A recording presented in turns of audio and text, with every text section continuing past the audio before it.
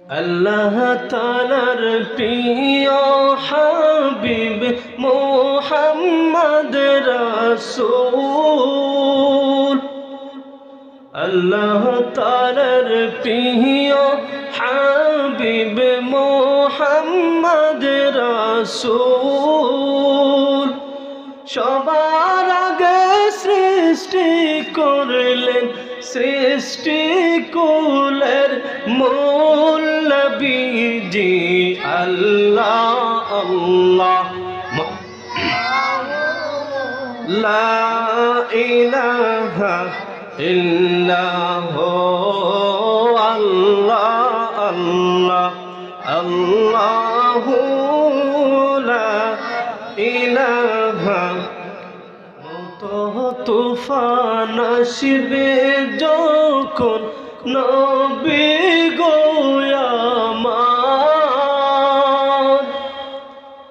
মত তুফান আসবে যখন নবী গো আমার। দয়া করে দয়া করে দয়া করে তোরাইও চেহারায় আনোয়ার নবীজি। আল্লাহ আল্লাহ আল্লাহু লা ইলাহা ইল্লাহু আল্লাহ আল্লাহ আল্লাহু লা ইলাহা। ইয়া রাসূলুল্লাহ ইয়া হাবিবাল্লাহ, নবী গো আপনি আমাকে কালেমা পড়াইয়া দেন।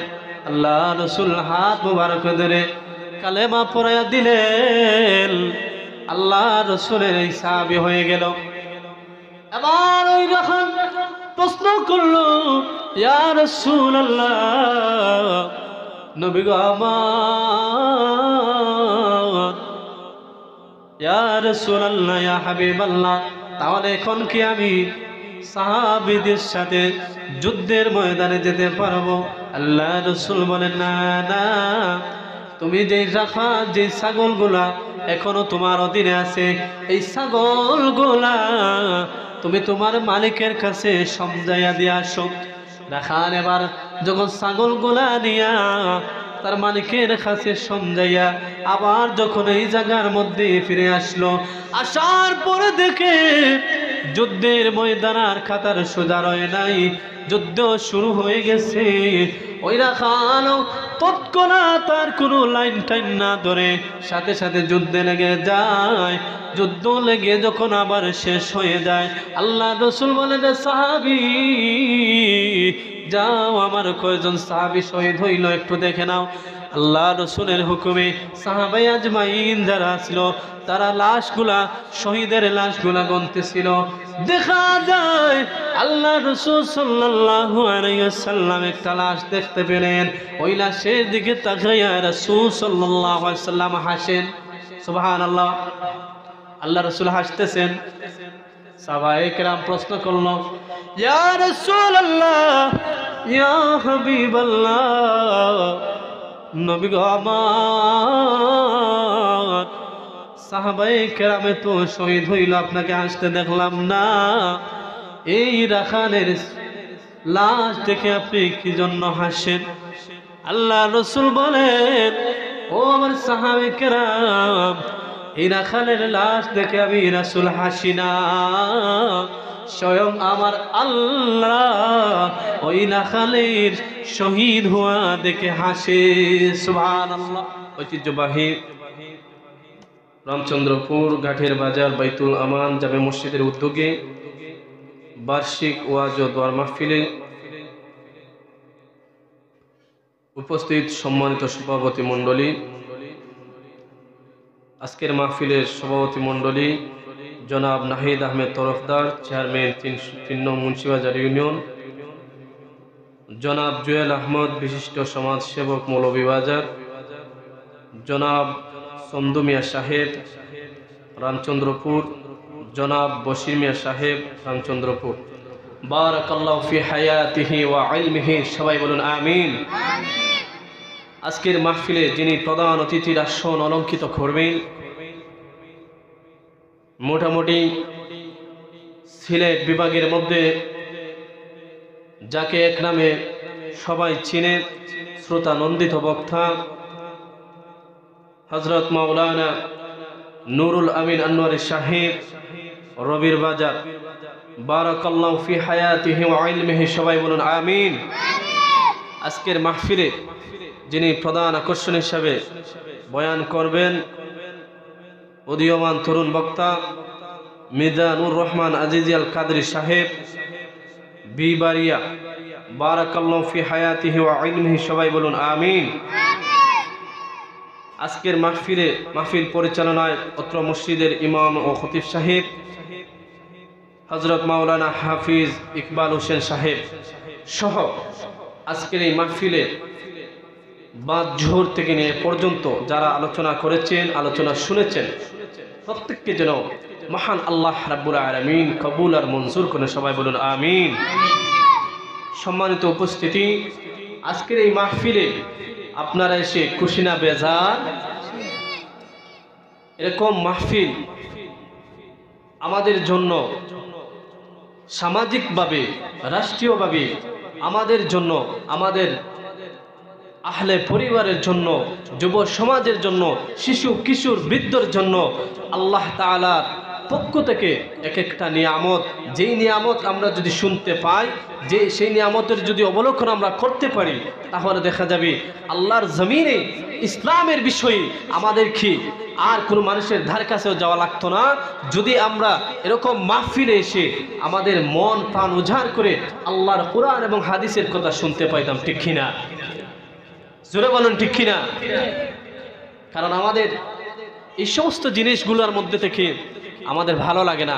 যেই জিনিস আল্লাহ এবং আল্লাহ রাসূলকে পাওয়া যায়, সেই জিনিস আমাদের ভালো লাগে না। আমাদের সমাজ আজকে সেই দিকেই ধাবিত হচ্ছে। সম্মানিত আমার ভাইরা, আমরা যখন ছোট ছিলাম দেখতে পাইতাম এই বাংলার জমিনে অর্ধনগ্ন হয়ে যাত্রাপালা, নাচ গান হইতো। আজকে বাংলার জমিনে বাংলার যুবকদের, মুরব্বী বাবাদের অক্লান্ত পরিশ্রমে আল্লাহর এই জমিনে ইসলামের পতাকা উড্ডীন করতে প্রতিটি যুব সমাজ ইসলামের খেদমতে লেগে গেছে। জোরে বলুন ঠিক কিনা? এই পৃথিবীর জমিনে যারা ইসলামের জন্য, ইসলামের সাথে দুশমনী করেছে, যারা ইসলামের সাথে গাদ্দারি করেছে, নব্য জাহিরের যারা যুগে, যারা এই পৃথিবীর জমিনে, বিশেষ করে বাংলাদেশের জমিনে যারা ইহুদি নাসারার এজেন্ডা বাস্তবায়ন করতে চাইছিল, আজকে তারা পৃথিবী থেকে, বাংলাদেশ থেকে বিতাড়িত হয়ে গেছে। ইসলাম আছে, থাকবে, কিয়ামত পর্যন্ত থাকবে। জোরে বলুন ঠিক কিনা? সম্মানিত আমার ভাইরা, সেজন্য এই ইসলামের ছায়াতলে আসতে হলে আমাদেরকে এরকম মাহফিল সাজাইতে হবে এবং সময় দিতে হবে। আল্লাহর জমিনের কোরআনুল কারীমের খেদমত আমাদের আঞ্জাম দিতে হবে। সম্মানিত আমার ভাইরা, আমি আপনাদের সম্মুখে কোরআনুল কারীম থেকে অসংখ্য আয়াতে কারিমা থেকে ছোট্ট একখানা আয়াতে কারিমা তিলাওয়াত করেছি। আল্লাহ সুবহানাহু ওয়া তাআলা আমাকে যেন সেই কোরআনের আয়াত অনুসারে এবং রাসূল সাল্লাল্লাহু আলাইহি সাল্লামের অসংখ্য হাদিস মুবারক থেকে একখানা হাদিসে কারীম তিলাওয়াত করেছি, আল্লাহ সুবহানাহু ওয়া তাআলা যেন আমাদের কোরআন এবং হাদিসের অনুযায়ী আপনাদের সম্মুখে কথা বলার এবং আপনাদেরকেও যেন আমলের নিয়তে শোনার, শ্রবণ করার তৌফিক দান করেন। ওয়ামা তাওফিক ইল্লা বিল্লাহ। জোরে বলুন আমিন। আমার ভাইরা, পৃথিবীর জমিনে আল্লাহ রাব্বুল আলামিন অসংখ্য নবী রাসূলগণ প্রেরণ করেছেন। 1,24,000 মতান্তরে 2,24,000 পয়গম্বর আমার আল্লাহ জমিনে প্রেরণ করেছেন। ঠিক কিনা? কথা বলেন না কেন? কথা বলতে হবে। কথা বললে আমাদের লাভ আছে। এরকম মাহফিলে কথা বললে লাভ আছে। আল্লাহ রাসূল বলেন কোরআন হাদিসের মজলিসে, আমার উম্মত, যেই উম্মত আল্লাহ এবং আল্লাহর রাসূলের গুণগান শুনে সুবহানাল্লাহ, আলহামদুলিল্লাহ, আল্লাহু আকবার বলে, আমার রাসূল বলেন আসমান এবং জমিনের মধ্যে যত ফাঁকা জায়গা, আমার আল্লাহর সাথে সাথে বান্দার আমলনামার মধ্যে এই ফাঁকা সম পরিমাণ জায়গা সব বান্দার আমলনামার মধ্যে দিয়া দেন। জোরে বলুন সুবহানাল্লাহ, আর জোরে বলুন আল্লাহু আকবার। আমাদের সবের দরকার আছে না নাই? সবের দরকার আমরা মনে করি নাই। বাবাজিরা আমার,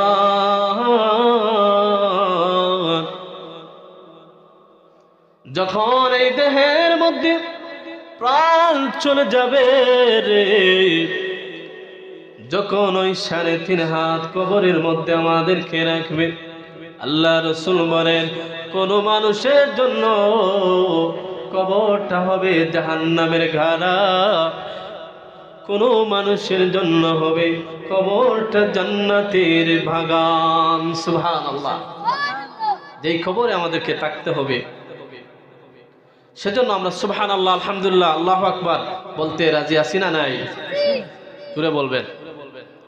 আমার ভাইরা, আল্লাহ রাব্বুল আলামিন কুরআনুল কারীমের মধ্যে ইরশাদ করেন, قل إن كنتم تحبون الله فاتبعوني يحببكم الله।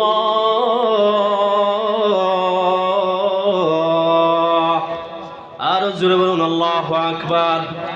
আল্লাহ রাব্বুল আলামিন বলেন, হে নবী আপনার উম্মতদেরকে জানায়া দেন, আপনি আপনার উম্মতদেরকে জানায়া দেন, আমি আল্লাহকে যদি ভালোবাসতে চাই, আপনি নবীকে যেন আপনার উম্মত ভালোবাসি।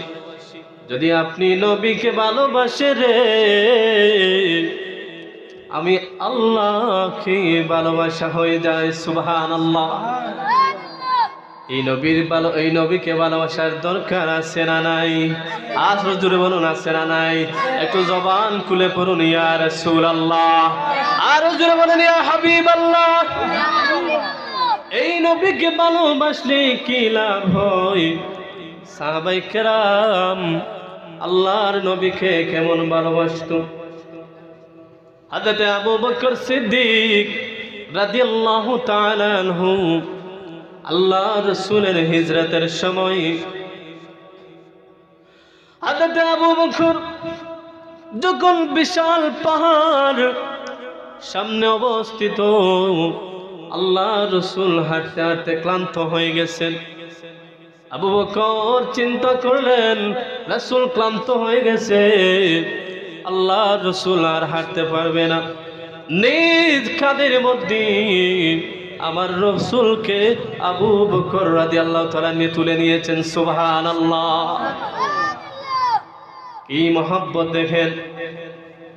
রাসূল করিম সাল্লাল্লাহু আলাইহি ওয়াসাল্লামকে আবু বকর যখন নিজ কাঁধের মধ্যে নিয়েছেন, তৎক্ষণাৎ হেরা গুহার মধ্যে, যেই গুহার মধ্যে লুকায়িত ছিলেন, এই লোক গুহার কথাই আমি আপনাদেরকে বলতেছি।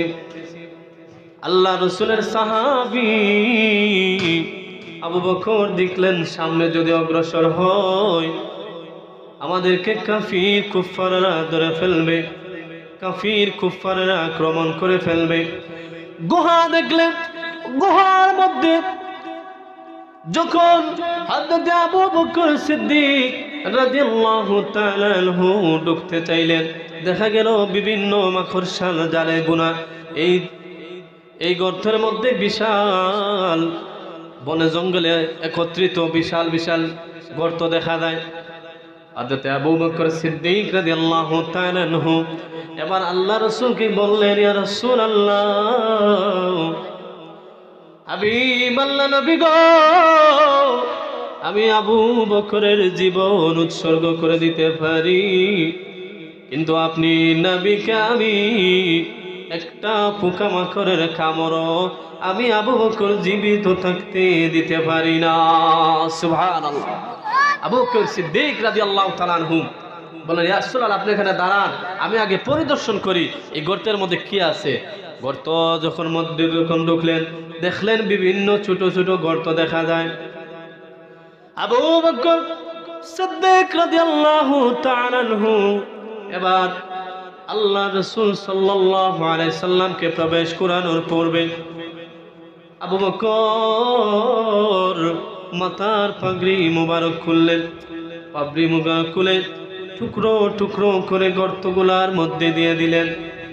সব গর্ত এই পাগড়ি থেকে কেটে কেটে ছোট্ট ছোট্ট টুকরা করে সব গর্ত ডেকে ফেললেন। কিন্তু দেখা যায় পাগড়ি টুকরো শেষ হয়ে গেছে, কিন্তু একটা গর্ত এখনো বাকি, যেই গর্ত ঢাকার জন্য আর কোনো সামান অবশিষ্ট নাই। আল্লাহ রাসূলের সাহাবী আবু বকর এমন সাহাবী, আল্লাহ রাসূল একদিন ঘোষণা দিয়েছেন, ও আমার সাহাবায়ে কেরাম রে, যাও জলদি করে যাও, তোমাদের ঘরে কার কি আছে রে? আমি রাসূলের মহব্বতে যার গোছে যা কিছু আছে আমার মালে গনিমতে এসে এনে হাজির করো। সব সাহাবী দৌড়ে বাড়ির মধ্যে গেলেন, দৌড়াইয়া বাড়ির মধ্যে গিয়ে সমস্ত কিছু যার যা কিছু নিয়ে আসলেন। উসমান নিয়ে আসলেন, ওমর নিয়ে আসলেন, যার মধ্যে যা ছিল আল্লাহ রাসূলের মহব্বতে দান করে দিলেন। আবু বকর আল্লাহ রাসূল সাল্লাল্লাহু আলাইহি সাল্লাম ডাক দিলেন, আবু বকর রে, তুমি আমি রাসূলের মহব্বতে কি নিয়ে আসছো? আল্লাহ রাসূলকে আবু বকর ডাক দিয়ে বলে, ইয়া রাসূল আল্লাহ, নবী গো,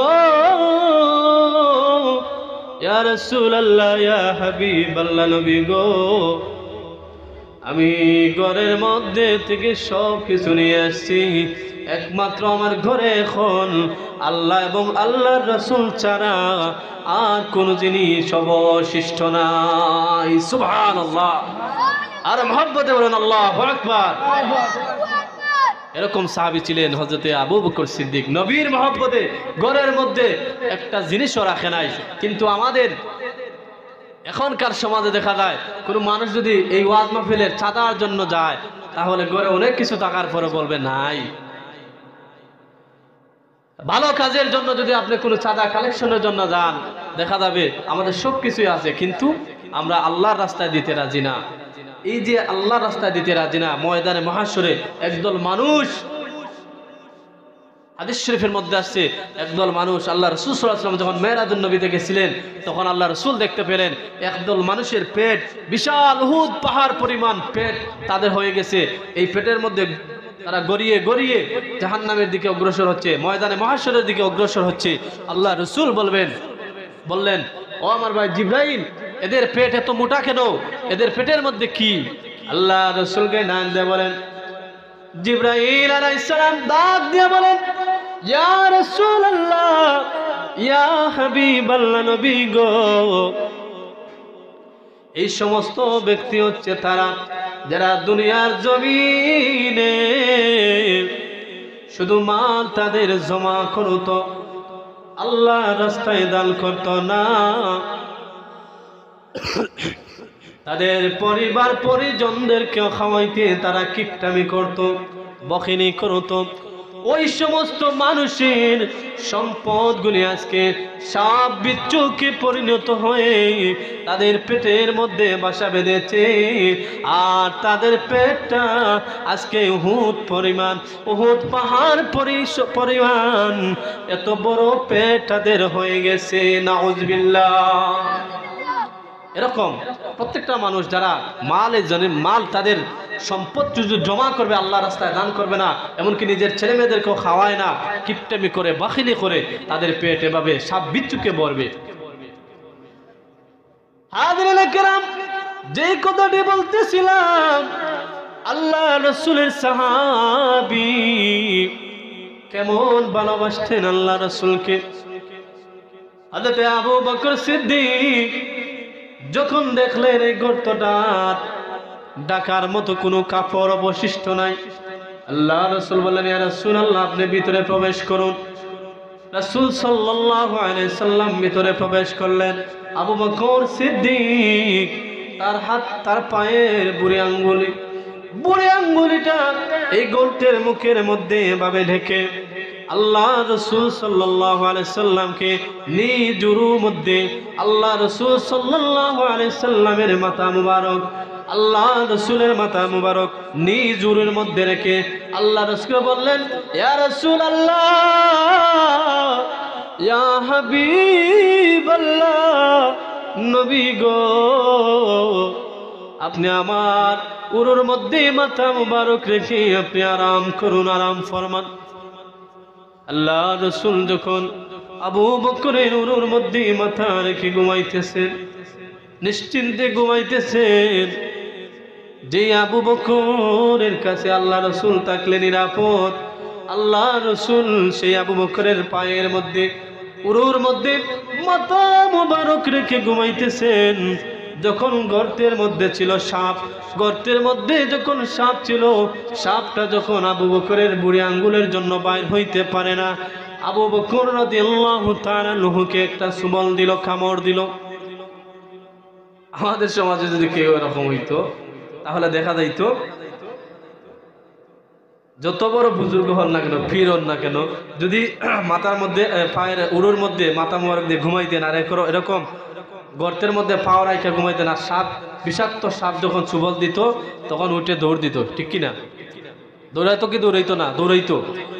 কিন্তু আবু বকর সিদ্দিক রাদিয়াল্লাহু তাআলা আনহু দৌড় তো দিলেনই না, বরং সে একটা কামড় দিল সাপ, দুইটা কামড় দিল, তিনটা কামড় দিল। আবু বকর সিদ্দিক রাদিয়াল্লাহু তাআলা আনহু বিষের যন্ত্রণায় একেবারে কাতর হয়ে গেলেন, কিন্তু চিৎকার দিলেন না।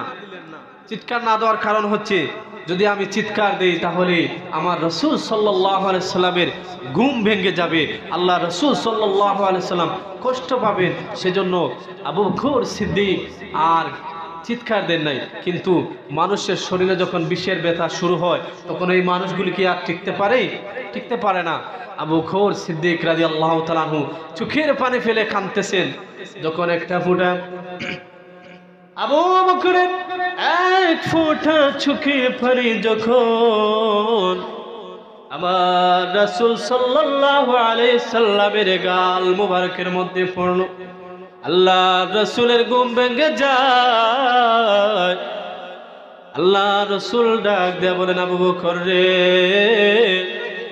তুমি কাঁদো কেন রে আবু বকর? তোমার কি বেশি কষ্ট হয়? আবু বকর এবার বলেন, ইয়া রাসূলুল্লাহ, নবী গো আমার, এই গর্তের মুখে আমি আবু বকরের পাটা ডাইকা আপনাকে সইতে দিয়েছিলাম, মনে হয় বিষাক্ত সাপে আমাকে কামড় দিয়েছে। চিৎকার করে কাঁদি না গো নবী, যদি আপনার আরামের ঘুম ভেঙে যায় তবু আমার অজান্তে চোখের পানি, এক ফোঁটা পানি আপনি রাসূল সাল্লাল্লাহু আলাইহি সাল্লামের গাল মুবারকে পড়ে গেছে। ইয়া রাসূলুল্লাহ, ইয়া হাবিবাল্লাহ, নবী গো, আপনি আমাকে ক্ষমা করে দিন। আল্লাহ রাসূলের এই কথা, আল্লাহ রাসূলের সাহাবীর এই কথা শুনে আল্লাহ রাসূল চট করে বসে পড়লেন।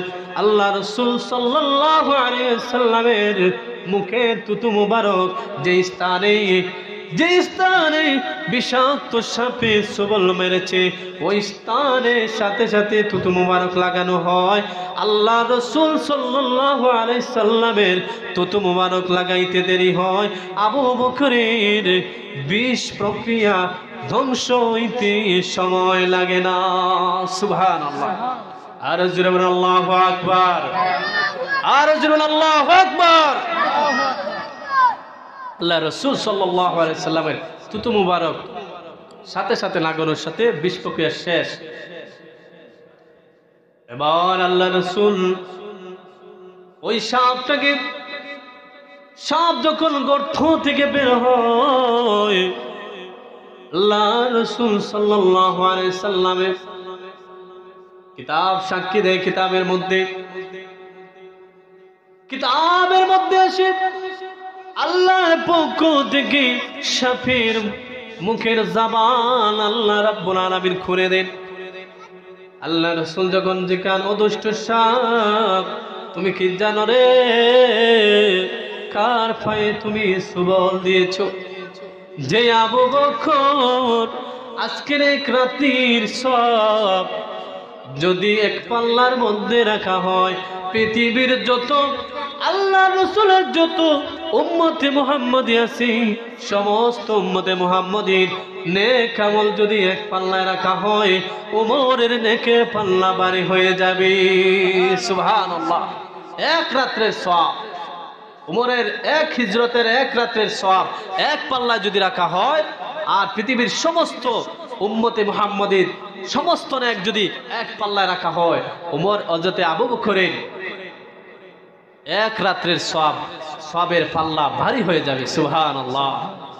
এরকম ছিল হযরতে আবু বকর। আমার ভাইরা, আল্লাহ রাসূল যখন এই কথা বললেন, কিতাব সাক্ষী দেয় সাপের জবান খুলে গেছে।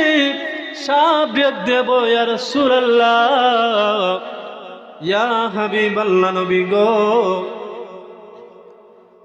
আজ থেকে 100 বছর আগে, আজ থেকে 100 বছর আগে আমি শুনতে পাইলাম আখেরি জামানার নবী হিজরতের সময় এই গুহা দিয়ে প্রবেশ করবেন, এদিক দিয়ে মদিনা হিজরত করবেন।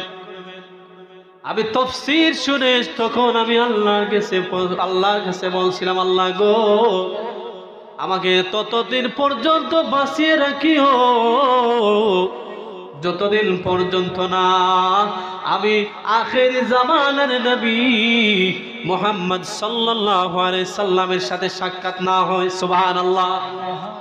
আল্লাহ রাসূল, ইয়া রাসূলুল্লাহ, ইয়া হাবিবাল্লাহ, নবী গো, আমি আপনার সাথে দেখা করার জন্য এই গর্তের মধ্যে প্রবেশ করে আমি বিভিন্ন গর্ত খুঁজলাম, বিভিন্ন দরজা রাখলাম, কিন্তু আপনার সাহাবী আবু বকর এক একটা করে সবটা গর্ত বন্ধ করে দিল। আমি আর কোথাও যাওয়ার মতো জায়গা পাইলাম না। একটা গর্ত শুধু খালি ছিল, ওই গর্তটার মধ্যে থেকে আমি চাইছিলাম আপনাকে দেখতাম, কিন্তু ইয়া রাসূলুল্লাহ, ইয়া হাবিবাল্লাহ, নবী গো, আপনার আবু বকর ওই গর্তটাও আপনার তার পা দিয়ে ডেকে ফেলেছে। সেজন্য ইয়া রাসূলুল্লাহ, আপনার মহব্বতের জন্য, ইশকের জন্য আমি আর অপেক্ষা করতে পারি নাই। আপনাকে দেখার জন্য আমি বেকুল হয়ে আবু বকরের পায়ে আমি কামড় বসিয়ে দিয়েছি। সুবহানাল্লাহ। এরকম ছিলেন আল্লাহ রাসূলের মহব্বত আমাদের এরকমই থাকতে হবে, নতুবা আমরা জান্নাতে যাওয়া সম্ভব নয়। সম্মানিত আমার ভাইরা, শুধু আমরা নামাজ পড়ে, রোজা রেখে, হজ করে, যাকাত দিয়ে, আল্লাহর বিধিবিধান যা কিছু যেগুলো আছে, এই সমস্ত কিছু যদি আমরা একত্রিত করি, সমস্ত কিছু করার পরেও রাসূলের মহব্বত অন্তরের মধ্যে যদি আপনার না থাকে, তাহলে আপনি জান্নাতে যেতে পারবেন না। এক রাখাল যখন ছাগল রাখতেছে, রাখাল বলতেছে, দেখতে পেল যে আল্লাহ রাসূল সাল্লাল্লাহু আলাইহি সাল্লাম সাহাবীদেরকে যুদ্ধের ময়দানে যাওয়ার জন্য কাতার সোজা করতেছেন। রাখাল এসে বলল, ইয়া রাসূলুল্লাহ, ইয়া হাবিবাল্লাহ, আমি যদি এই মুহূর্তে আপনার কাছে কালেমা পড়ে মুসলমান হই, তাহলে আমি কি জান্নাতে যেতে পারবো? আল্লাহ রাসূল বললেন, না, তুমি এই মুহূর্তে যদি কালেমা পড়ো তাহলে তুমি জাহান্নামে যাবে। তারপরেও রাখাল বললেন, ইয়া রাসূলুল্লাহ, ইয়া হাবিবাল্লাহ, নবী গো, আপনি আমাকে কালেমা পড়াইয়া দেন। আল্লাহ রাসূল হাত মুবারক ধরে কালেমা পড়াইয়া দিলেন। আল্লাহ রাসূলের এই সাহাবী হয়ে গেল। এবার ওই রাখাল প্রশ্ন করলো, ইয়া রাসূলুল্লাহ, নবী গো আমার, ইয়া রাসূলুল্লাহ, ইয়া হাবিবাল্লাহ, তাহলে এখন কি আমি সাহাবীদের সাথে যুদ্ধের ময়দানে যেতে পারবো? আল্লাহ রাসূল বলেন, না না, তুমি যে ছাগলগুলা এখনো তোমার অধীনে আছে, এই ছাগলগুলা তুমি তোমার মালিকের কাছে সমঝাইয়া দিয়ে আসো।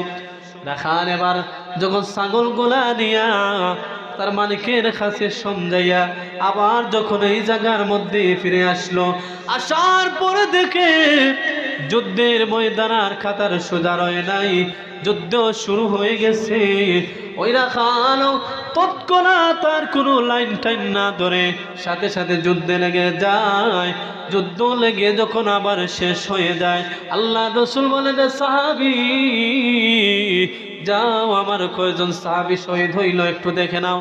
আল্লাহ রসুলের হুকুমে সাহাবায়ে আজমাইন যারা ছিল তারা লাশগুলা, শহীদের লাশগুলা গুনতেছিল। দেখা যায় আল্লাহ রসুল সাল্লাল্লাহু আলাইহি ওয়াসাল্লাম একটা লাশ দেখতে পেলেন। ওই লাশের দিকে তাকাইয়া রাসূল সাল্লাল্লাহু আলাইহি ওয়াসাল্লাম হাসেন। সুবহানাল্লাহ, আল্লাহ রসুল হাসতেছেন। সাহাবায়ে কেরাম প্রশ্ন করলো, ইয়া রাসূলুল্লাহ, ইয়া হাবিবাল্লাহ, নবী গো আমার, সাহাবায়ে কেরামে তো শহীদ হইল, আপনাকে হাসতে দেখলাম না। এই রাখালের লাশ দেখে আপনি কি জন্য হাসেন? আল্লাহ রসুল বলেন, ও আমার সাহাবায়ে কেরাম, এই রাখালের লাশ দেখে আমি রাসূল হাসি না, স্বয়ং আমার আল্লাহ ওই রাখালের শহীদ হওয়া দেখে হাসে। সুবহানাল্লাহ। কি জন্য হাসে গো নবী? আল্লাহ রসুল বলেন, ও সাহাবায়ে কেরাম, যখন ওই রাখালকে আমি বললাম কালেমা পড়ার পরেও তুমি জাহান্নামে যাবা, তখন ওই রাখালটা মনে মনে ভাবলো, হয়তো আমার আল্লাহ রাব্বুল আলামিন আমাকে ক্ষমা করে দিয়ে জান্নাতে দিতে পারেন, সেজন্য মনে আশা নিয়ে কালেমা পড়ে নিল। যুদ্ধের ময়দানে এসে লেগে যুদ্ধের শহীদ হয়ে গেল। ও আমার সাহাবায়ে কেরাম, তার অন্তরের নিয়তটা আমার আল্লাহ দেখে ফেলে। আমার আল্লাহ দেখে অত বেশি খুশি হয়, বান্দা আমার আর সাথে সাথে শহীদ হওয়ার সাথে সাথে ওই ব্যক্তি যখন আল্লাহ রসুল, আল্লাহ রাব্বুল আলামিনের ফেরেশতা যখন জান্নাতের দিকে ওই ব্যক্তিকে টানতে টানতে নিয়ে যায়, ওই ব্যক্তি যায় না, বলে আমার রাসূল বলছেন আমাকে জাহান্নামে যাবে, জাহান্নামে যাব, তাহলে কি জন্য আমাকে জান্নাতের দিকে টানাটানি করো? এই দৃশ্য দেখে স্বয়ং আল্লাহ হাসে, আমি নবীও হাসি। সুবহানাল্লাহ। এরকম ছিল নবী আজমাইন, নবী সাহাবায়ে কেরামদের ভালোবাসা নবীর প্রতি এরকমই ছিল। কিন্তু আজকে আমরা বহুত অনেক মানুষ আমার ইসলাম থেকে অনেক বেশি দূরে চলে গেছি, নবীর আদর্শ আমাদের মধ্যে নাই।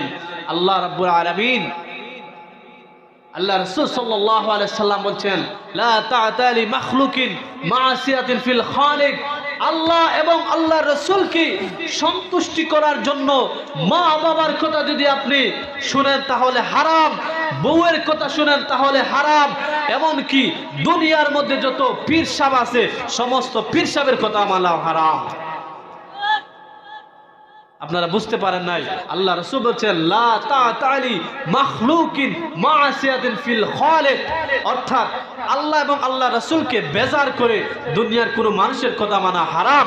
এতে যদি আপনার স্ত্রী হয় তাও হারাম, এতে যদি আপনার বাবা হয় হারাম, এতে যদি আপনার মা হয় তাও হারাম, এতে যদি আপনার পীর হয় সেটাও তার পীরের কথা মানাও হারাম। জুড়ে বলেন ঠিক কিনা? দেখেন আজকে আমাদের সমাজে আমরা ইসলামের স্বার্থে অনেক মানুষ আমাদেরকে, যারা সুন্নি মানুষ তাদেরকে মাজার পূজারী বলে, কিন্তু আমরা দেখতে পাইছি কিছুদিন আগে আমরা দেখতে পাইলাম যে যারা আমাদেরকে মাজার পূজারী বলতো তারাই এই বাংলাদেশের জমিনে তারা মূর্তি পূজারী হয়ে বের হয়েছে। জুড়ে বলুন ঠিক কিনা? আপনারা জানেন কি জানেন না, আমরা সেটা অনলাইনে দেখছি।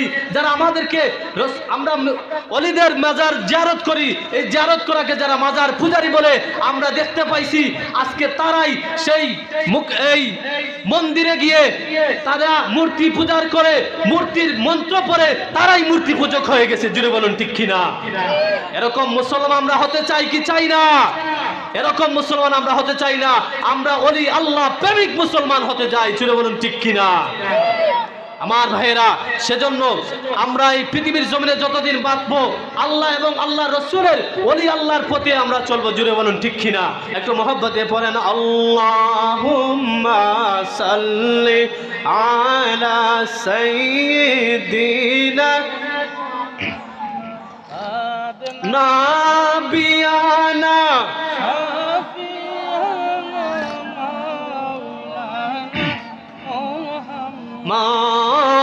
আল্লাহুম্মা সাল্লি আলা সাইয়্যিদিনা। সিন্নি নাই নি? সিন্নি তো আছে, আপনারা খাইবা। দূরে কর না কেন? দূরে পড়তাম রসুলের মহব্বতে দূরে পড়লে আমরা কিটা কষ্ট হয়নি? জোরে পড়ুকা। আল্লাহুম্মা সাল্লি সাইয়্যিদিনা আদনা বিয়ানা মাওলানা মুহাম্মদ দিবানিশি মনের আমার আর দিওনা যন্ত্রণা দন জ্যোতি যাইতাম সোনার মদিনা। আল্লাহুম্মা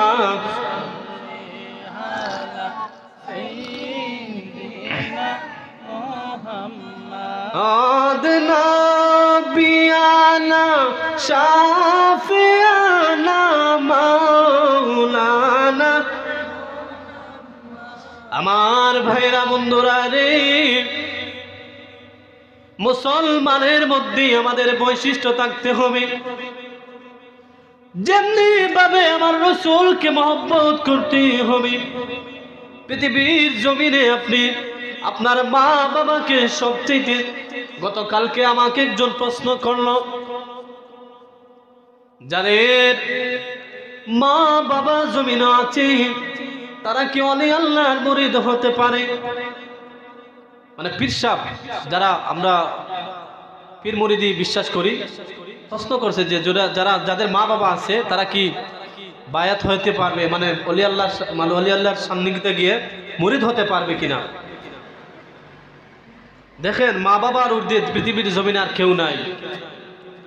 পৃথিবীর জমিনে আল্লাহ রব্বুল আলামিন দুনিয়ার কোনো মানুষের জন্য শিখিয়ে দেন নাই যে এই দোয়া করলে তাদের জন্য ভালো হবে। শুধুমাত্র আল্লাহ রাব্বুল আলামিন মা বাবার জন্য বলছেন সন্তানদেরকে, তোমাদের মা বাবার জন্য এই দোয়া করবে। এই দোয়া করে যদি কোনো সন্তান মা বাবার জন্য কবরের পাশে গিয়ে কাঁদে, আল্লাহ রাব্বুল আলামিন ওই মা বাবার কবরকে জান্নাতের টুকরো হিসেবে কবুল আর মঞ্জুর করবেন। ছিল বলুন আমিন। বন্ধু, আল্লাহ রাব্বুল আলামিন বলেন রব্বিরহামহুমা কামা রাব্বায়ানি সগীরা।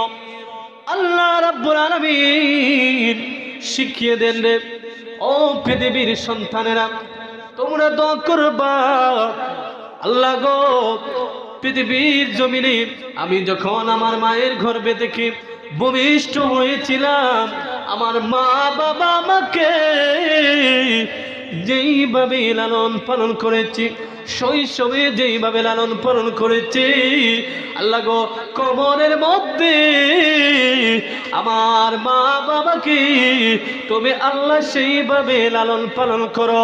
আল্লাহ রাব্বুল আলামিন সন্তান যখন এইভাবে দোয়া করি, মা বাবার কবরকে আল্লাহ রাব্বুল আলামিন জান্নাতি বিছানা বিছাইয়া দেন। সুবহানাল্লাহ। এইভাবে প্রত্যেকটা মা বাবার সন্তানের জন্য দোয়া করতে হবে। আমার ভাইয়েরা, সময় শেষ হয়ে গেছে আমাদের। আজকের বক্তাগুলা এক একজন পর পরে আমরা ধারাবাহিকভাবে চলতে থাকবে, আপনারা উপস্থিত হবেন ইনশাআল্লাহ। আমি এলাকার সন্তান, আমার ভাই জনাব হাবিব আলী সাহেব উনি দাওয়াত করেছেন, আমার ইমাম সাহেব উনিও বলছেন, এলাকার সন্তান হিসেবে আমি কথাবার্তা বলেছি। যদি ভুল ত্রুটি হয় ক্ষমা সুন্দর দৃষ্টিতে দেখবেন। আর প্রত্যেকটা মানুষ এক একজন সন্তানকে আলিম বানাবেন। দেখবেন এই পৃথিবীর জমিনে টাকা পয়সা সবকিছু আপনার সবকিছু ছেড়ে আপনাকে চলে যেতে হবে খালি হাতে। খলিফা হারুনুর রশিদ বলছিলেন, আমি মরার পর, আমার মৃত্যুর পর আমার হাতটা এভাবে আমার বাইর করে রাখবে, যখন আমাকে কবরে নেওয়া হবে আমার হাতটা এভাবে বাইর করে রাখবে।